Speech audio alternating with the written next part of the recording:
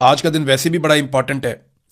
वो इसलिए अहम है आज का दिन कि इमरान खान साहब की मुलाकात के लिए आज सुहेल आफरीदी ने और पार्लियामेंटेरियंस ने सब ने जो फैसला किया वो ये था कि सारे के सारे आज जाएंगे इमरान खान साहब से मुलाकात के लिए और उनसे मुलाकात की कोशिश करेंगे। और अगर इमरान खान साहब से मुलाकात नहीं करवाई जाती तो उसके बाद फिर वहाँ पे वो मुज़ामत करेंगे।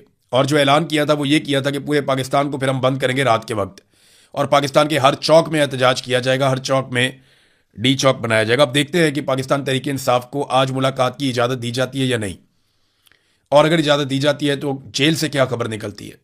अगर इजाज़त नहीं दी जाती तो क्या अपने वादे के मुताबिक पाकिस्तान तहरीक इंसाफ रात को पूरा जोर लगा के पाकिस्तान भर के अंदर एहतजाजी एक हिकमत अमली अपना सकती है।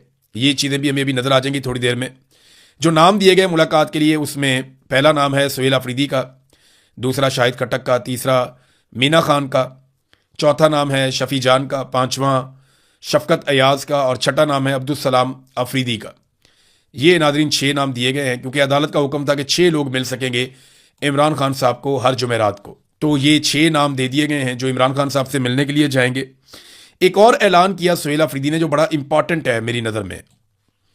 वो ऐलान उन्होंने ये किया कि अब तक जो लोग इकट्ठे हुए हैं इमरान खान रिहाई अमन फोर्स के प्लेटफॉर्म पे, जो नौजवानों ने अपनी रजिस्ट्रेशन करवाई है, अब तक 5,30,000 नौजवान इसके अंदर शामिल हो गए हैं इमरान खान रिहाई अमन फोर्स में।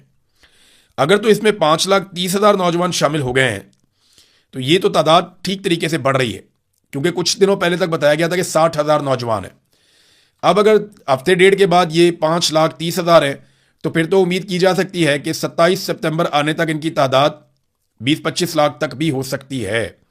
और इतने बड़े पैमाने पर अगर नौजवान रजिस्टर्ड हो जाते हैं और फिर वो निकलते हैं बारी बारी एहतजाज करने के लिए और वो एक ऑर्गेनाइज तरीके से चलते हैं तो फिर तो मिलिट्री एस्टेब्लिशमेंट के लिए मुसीबत खड़ी हो गई।